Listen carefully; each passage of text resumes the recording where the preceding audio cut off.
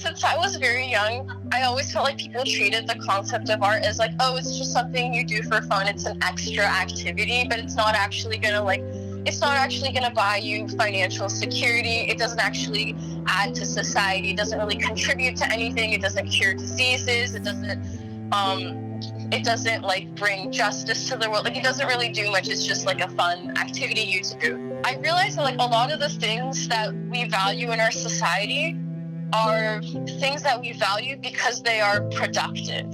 And I think in a capitalist society, that makes a lot of sense. If something's not giving you back any revenue, it's really easy to dismiss it and say, oh, this is a waste of time, because that's sort of like what the standard is here in the US. We are transitioning to an age where a lot of those things can actually be automated.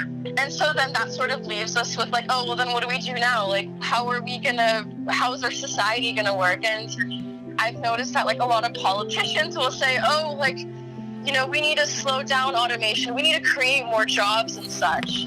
If you can automate something, then I think like, then how about let's like keep it that way? But instead of making people so desperate to create money in their lives, why don't we just like destroy that idea so that we can add more meaning, so that they can like start focusing on more meaningful things? And that's where art comes in. So I would say that being human is actually like philosophizing, thinking about things, creating art, creating poetry, singing, because those are things that sort of fulfill your soul. A lot of things you do in life are just for the sake of productivity and trying to fit the system. The more you like realize that, the more you become aware of how important art actually is to your life. Because I think, you know, in the end, like if we get rid of all these like societal institutions, like that's what we're left with. We're left with our own identity and our thoughts. And then the problem is like, how can I share who I truly am with the world?